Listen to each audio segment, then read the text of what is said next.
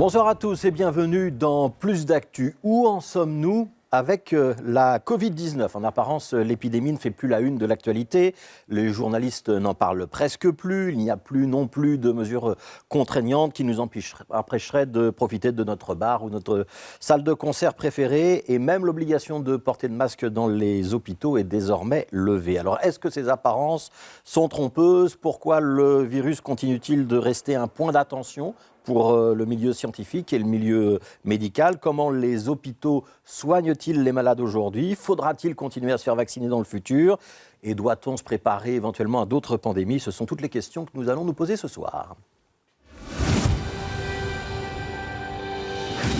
Voilà, et pour répondre à ces questions, deux invités. Michel Goldman, bonsoir. Vous êtes professeur émérite en immunologie à l'ULB, membre de l'Académie royale de médecine.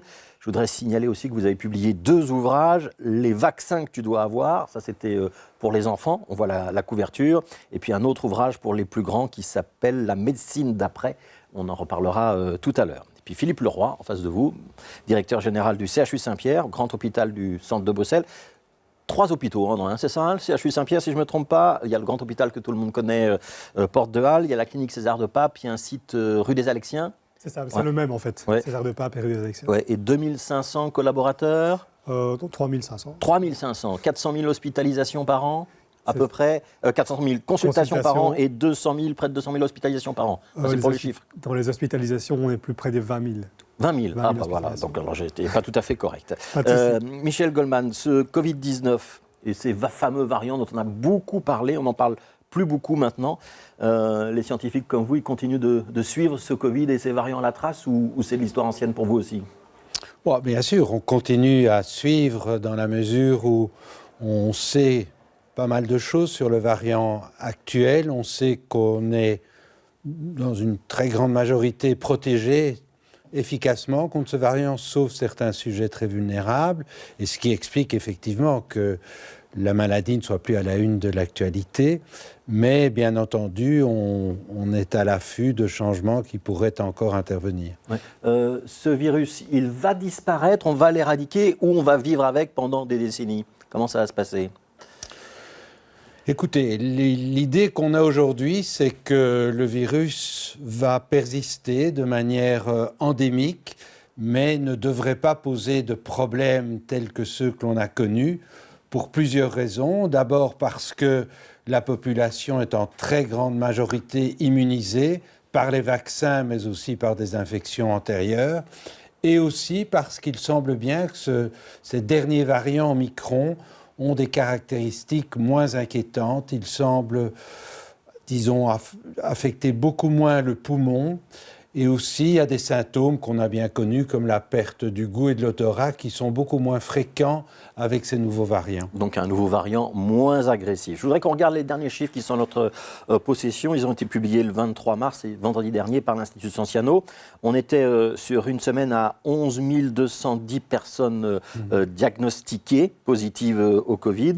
C'était une baisse de 9% par rapport à la semaine précédente. On avait un peu plus de 6 000 dépistages par semaine, 995 malades qui étaient hospitalisés pendant la semaine du 16 au 22 mars, c'est sur 5 jours qu'on calcule les hospitalisations. Ça fait un total de un peu plus de 2000 personnes au total hospitalisées, et parmi celles-ci, il y avait 117 aux soins intensifs. Là aussi, c'est un chiffre qui était en baisse par rapport à la semaine précédente. On va essayer de comprendre ce qui se passe derrière ces chiffres, Philippe Leroy.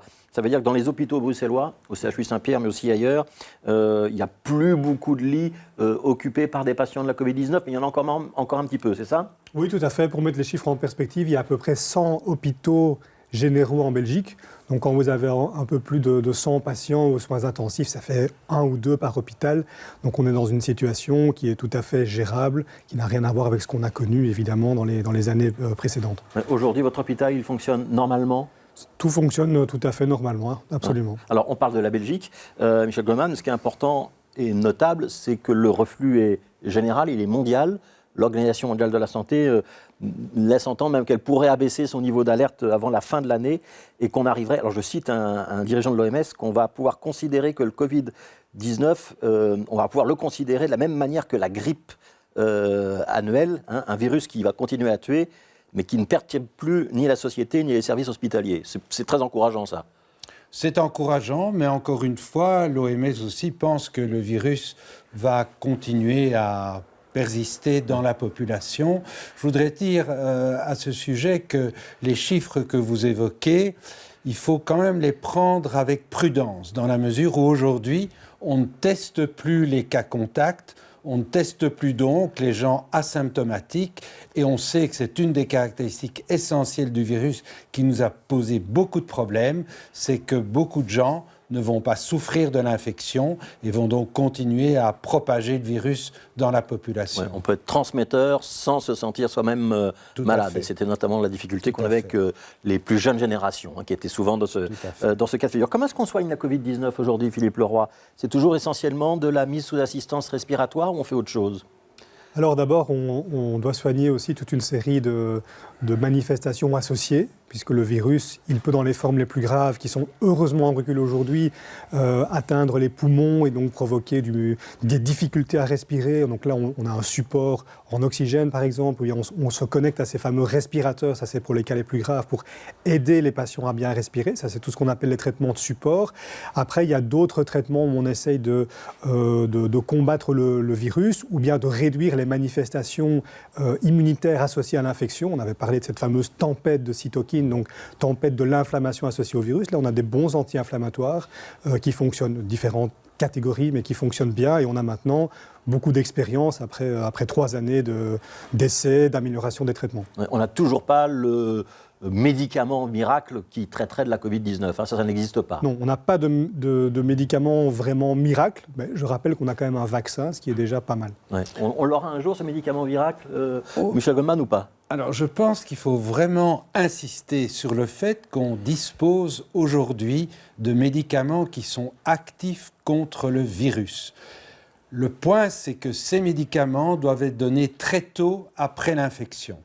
Et c'est pour ça que pour les sujets les plus vulnérables, ceux qui restent à risque de développer des maladies graves et quand même de se retrouver à l'hôpital, il est fondamental, lorsqu'ils développent des symptômes, qu'ils consultent rapidement, parce que dans les quelques jours qui vont suivre ces symptômes, on dispose d'un médicament qui s'appelle le Paxlovid, qui est très efficace, qui doit être manié avec prudence, mais dont on sait que l'activité antivirale est puissante. C'est un antiviral qui n'a pas été développé pour la Covid-19. C'est un médicament qu'on utilisait dans d'autres cas avant.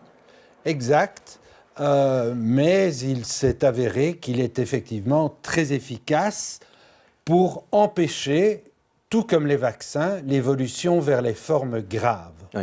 Alors, on dit qu'il n'y a pas de problème. Je voudrais quand même qu'on revienne un petit peu en arrière, si vous êtes d'accord, notamment vous, Philippe Leroy, qu'on vienne à la mi-janvier. Et là, on était quand même dans une situation de crise. Peut-être pas qu'à cause de la Covid-19, mais on s'est quand même retrouvé dans une situation où les hôpitaux ont demandé à ce qu'on désengorge les urgences. On va regarder un reportage qui date donc du 19 janvier précisément. C'est un reportage de Marine Guillet. Il est 15h aux urgences de l'hôpital Iris Sud à Ixelles. Et depuis 8h ce matin, une 60aine de personnes ont déjà été prises en charge, mais pas toujours pour des raisons urgentes. Il y a au moins 30, 35, 40% minimum de patients qui viennent pour les pathologies mineures, mais qui ont besoin d'aide. En majorité, ils viennent après 17h, sous le prétexte où ils n'ont pas de médecin généraliste, ou bien le médecin généraliste n'est pas disponible. Et cet afflux de patients avec des symptômes mineurs, comme la grippe, mettent les services d'urgence sous pression. Au lieu de se rendre chez un médecin généraliste, de nombreux malades se rendent aux urgences. Ces mêmes services d'urgence qui sont en sous-effectif. On a besoin, par exemple, 5 médecins, mais malheureusement, on ne s'est pas trouvé. On a besoin, par exemple, 7 infirmières, mais malheureusement, on ne s'est pas trouvé. On a diminué des lits. Pourquoi? Parce qu'on a un manque de personnel et les gens ne sont plus soignés comme avant. À l'entrée des urgences, l'attente peut durer jusqu'à 3 heures. Alors pour faire redescendre la pression et permettre aux malades les plus graves d'être correctement pris en charge, la Fédération des institutions de soins de santé bruxellois demande à la population de recourir aux services d'urgence de manière responsable. Donc si vous avez des symptômes légers qui ne nécessitent pas vraiment une prise en charge urgente, adressez-vous soit à votre généraliste. Si vous n'avez pas de généraliste vous-même, vous pouvez vous adresser à un poste de garde ou au 1733 qui peut vous proposer une prise en charge. Parce que voilà une autre raison à la surcharge des urgences, le manque de médecins généralistes. À Bruxelles, il en manquerait 400. Alors, je répète, c'est un reportage du 19 janvier. On n'est plus dans cette situation-là du tout. Philippe Leroy, mais est-ce que c'est malgré tout ce pic qu'on a connu de la fin janvier illustratif des difficultés que peuvent avoir les hôpitaux à Bruxelles de manière générale ? Oui, tout à fait. Je pense que c'est illustratif, comme vous dites, de la situation en général dans les hôpitaux où on travaille à flux tendu, spécialement dans les périodes hivernales. Alors, on a des épidémies virales qui sont récurrentes chaque année. Et c'est vrai que quand on a ces épidémies qui peuvent éventuellement arriver à peu près dans la même période, c'est une charge de travail et un afflux. On a eu de la grippe, qui s'est mélangé à des cas de Covid, également des épidémies de bronchiolite chez les nourrissons, chez les petits-enfants. Donc c'est vrai que quand vous avez tout ça en même temps, et puis le reportage le dit très bien, avec en plus parfois une médecine générale qui est déforcée par manque de médecins généralistes. Ouais, on dit qu'il manque à peu près 400 médecins généralistes à Bruxelles. C'est le chiffre qui circule. Ça ne m'étonne pas, oui, ouais. ça ne m'étonne pas. On sait que les médecins généralistes dans le pays ont une moyenne d'âge de 55 ans, ce qui est particulièrement inquiétant en termes de renouvellement pour les années à venir. Est-ce que ça veut dire que chaque hiver, on va se retrouver dans cette situation, parce que le Covid, a priori, c'est plutôt pendant les mois d'hiver, en tout cas l'automne et l'hiver. La grippe, c'est l'hiver. La bronchiolite, vous avez fait référence. C'est vraiment la période la plus sensible pour vous ? C'est la période sensible et en effet, on risque de se retrouver chaque hiver dans cette situation-là. Maintenant, je nuancerai un petit peu. C'était déjà le cas avant le Covid. Des hivers difficiles avec des hôpitaux pleins à craquer. Disons que c'est un peu notre haute saison à nous, si je peux m'exprimer comme ça. Ouais. Il faut quand même, pour remettre les choses en perspective, dire que ce qu'on a connu en janvier 2023 était sans commune mesure à ce qu'on a connu pendant la première vague du Covid, par exemple, en 2020. Ouais. Est-ce que après 3 années de Covid, est-ce qu'on a pu reconstituer, je vais m'exprimer comme ça, les réserves des hôpitaux ? C'est ça qu'il y a eu des pénuries d'infirmières, des pénuries de médecins, que c'était très compliqué au niveau du personnel. Il y a eu des décisions politiques avec des enveloppes budgétaires qui ont été allouées. Est-ce que ça permet de tourner cette page-là où vous avez employé l'expression flux tendu tout à l'heure ? Alors il y a 3 manières de reconstituer les réserves. Il y a l'énergie physique. Ça, je pense qu'heureusement, il y a quand même eu des temps de repos. Les soignants et les hôpitaux, nous sommes en bonne forme physique. Il y a l'énergie, la charge mentale et émotionnelle. Là, on n'a clairement pas encore récupéré du Covid. Ça a été 3 années extrêmement difficiles.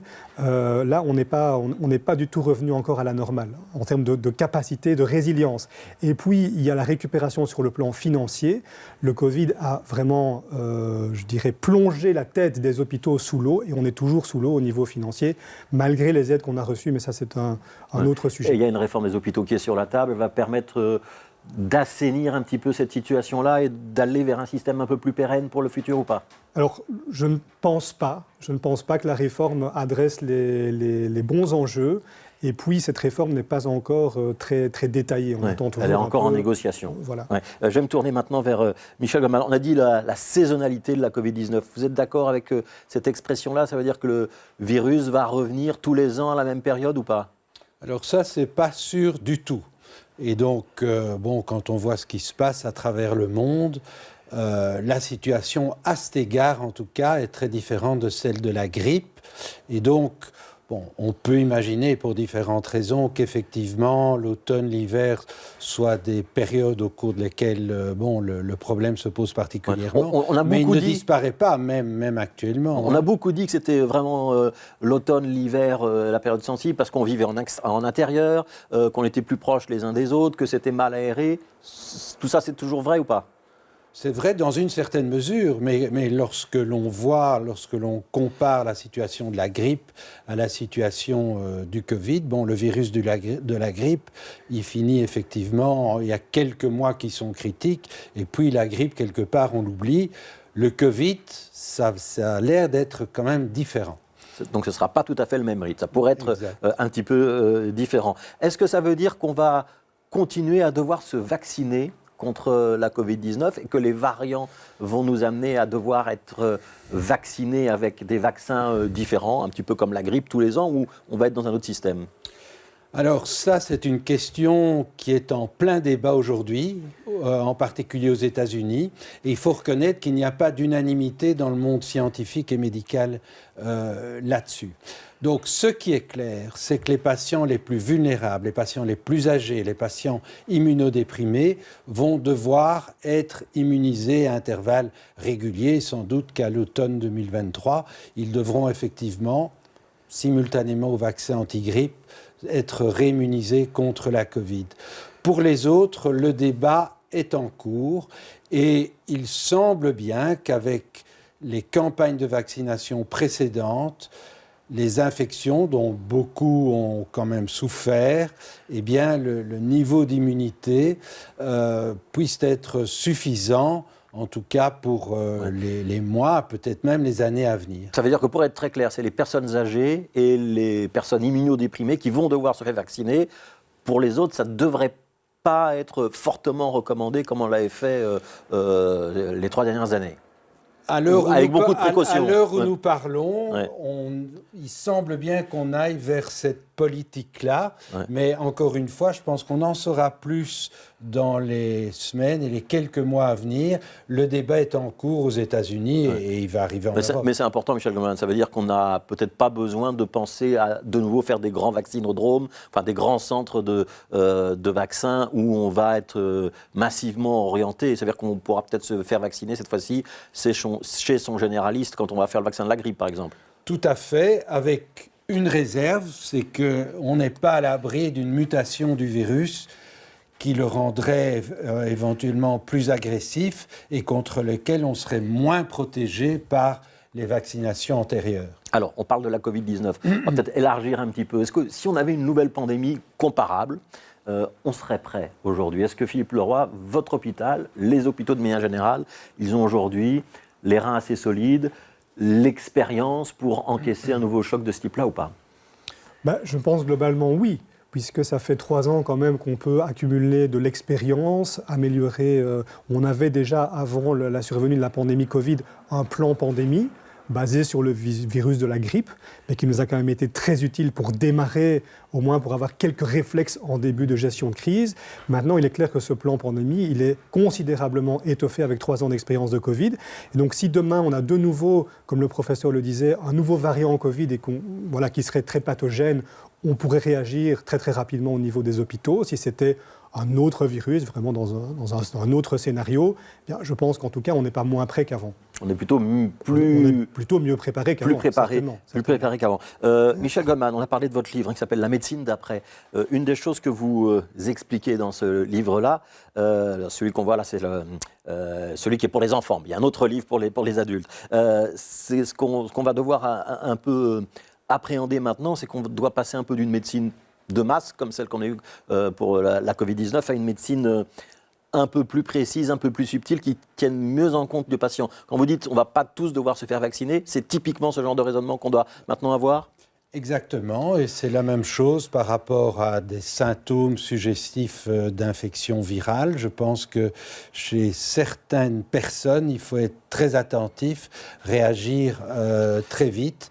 Et donc c'est là, je pense que, disons, toute l'histoire du Covid nous a appris qu'au moment de la crise, il est très important que, disons, la santé publique et des mesures générales soient appliquées. Et puis, à mesure qu'on s'en éloigne, on y est aujourd'hui, il faut en revenir à une médecine dite plus précise ou, si vous voulez, plus personnalisée. À cet égard, permettez-moi de revenir au rôle du généraliste dont on a parlé. Je pense que le problème auquel nous faisons face, c'est évidemment un problème de nombre, c'est aussi un problème de considération et c'est un problème, disons, de permettre aux généralistes de faire son métier dans les meilleures conditions. Il y a les aspects financiers dont je ne vais pas parler, mais il y en a d'autres. Je pense qu'il est crucial qu'effectivement les surcharges administratives soient diminuées au maximum et que de façon générale, dans la population, je dirais en particulier dans la population francophone, le généraliste soit mieux considéré, soit vraiment considéré comme l'interlocuteur de première ligne. Je pense que trop souvent, on va immédiatement s'adresser aux spécialistes. J'essaye d'affiner un peu votre propos, savoir si je dois me faire vacciner ou pas parce que on sait que dans mon dossier médical, il y a tel ou tel élément, que j'ai tel âge, que je suis en surpoids, etc. Ça, c'est le médecin généraliste qui devrait pouvoir décider ? Après en avoir discuté avec vous, après vous avoir expliqué les tenants et les aboutissants, c'est effectivement un rôle essentiel du médecin généraliste. Pas seulement pour le vaccin Covid, de façon générale, je crois qu'il y a l'importance de la prévention en médecine est cruciale. Et là, c'est effectivement avec le généraliste qu'il faut en parler. Philippe Leroy, vous êtes d'accord avec ça ? Parce que dans la crise de la Covid-19, à Saint-Pierre, vous avez joué un rôle majeur. On vous a vu monter des cabines de dépistage, participer au dépistage au début. Vous avez fortement aidé dans la campagne de vaccination. Ensuite, vous êtes prêt à dire aujourd'hui, tout ça, c'est plus de notre ressort, c'est le médecin généraliste qui doit le faire ? C'est pas comme ça que je le formulerai. C'est-à-dire que nous, on est très contents de pouvoir aider, de faire le maximum. Donc on doit travailler tous ensemble. Et on a aussi dû faire ça, non pas parce que les médecins généralistes ne voulaient pas le faire, mais parce qu'ils n'étaient pas en capacité de le faire. Ils n'avaient pas de matériel. Donc ils ont été complètement déprioritisés dès le départ en termes de matériel. Ils n'avaient pas les ressources et ils sont trop peu nombreux. Donc on ne peut pas leur demander l'impossible. Et je rejoins là tout à fait mon collègue. On a vu par exemple dans un pays comme l'Allemagne, qui a un maillage territorial beaucoup plus fort que nous en termes de médecins généralistes. Là, les médecins généralistes, on peut jouer un rôle de premier plan dès les premiers jours, les premières semaines de l'épidémie. Ouais. Donc il faut avant tout former plus de médecins généralistes en Belgique. Ça, c'est bon de toute façon, de manière générale, pour la santé publique, pour les enjeux de prévention. Ça, c'est un débat avec le virus clausus, c'est un débat budgétaire qui va nous emmener très loin. Ouais. Je voudrais poser une dernière question, parce que ça rejoint peut-être un petit peu, c'est la question du financement des soins de santé. On a vu aussi, on n'a pas parlé des laboratoires pharmaceutiques dans cette émission jusqu'à présent, mais il nous reste 2 minutes. L'importance d'un laboratoire comme Pfizer. Ça veut dire que la médecine de demain, elle est dépendante de la recherche, et notamment de la recherche appliquée, donc des laboratoires pharmaceutiques. Ce sont les laboratoires privés qui trouvent les réponses, qui trouveront les réponses demain encore ? Avec toute la suspicion que ça peut entraîner dans l'opinion publique parfois. Il faut voir que ce sont des partenaires dont on a besoin pour développer les traitements à grande échelle. Mais il y a une lettre qui vient d'être signée, une lettre ouverte par d'anciens responsables, d'anciens premiers ministres, qui attire l'attention sur le fait que l'on ne peut pas laisser à l'industrie pharmaceutique le monopole des stratégies à développer contre les pandémies à venir. Ça veut dire qu'il faut mettre ça dans le débat public. Vous êtes d'accord, Philippe Leroy ? Oui, je pense que la stratégie, c'est du ressort du pouvoir politique et des pouvoirs publics. Après, la recherche, le développement de produits innovants, je pense que l'industrie a tout à fait son rôle. Et puis, il y a une validation en aval par des autorités indépendantes et par des autorités scientifiques indépendantes. Voilà. La Commission européenne, notamment chez nous. Voilà, donc je pense qu'il y a vraiment un rôle pour tout le monde et chacun on doit tous se respecter dans nos rôles. Merci Philippe Leroy, directeur du CHU Saint-Pierre, Michel Goldman, et professeur en immunologie à l'Université libre de Bruxelles. Je vais retrouver le titre des 2 livres que vous avez publiés, La médecine d'après pour les plus âgés et les vaccins que tu dois avoir, ça c'est pour les plus jeunes. Ils sont parus tous les 2 il y a quelques mois. Merci beaucoup, merci à tous les 2. Demain, on parlera de complètement autre chose. On parlera du statut des indépendants et de l'assouplissement des règles en région bruxelloise pour obtenir ce statut. Et puis demain matin, dans notre matinale Bonjour Bruxelles, nous recevrons notamment Pascal Smet, le secrétaire d'État en charge de l'urbanisme. Continuez à bien vous informer et à demain.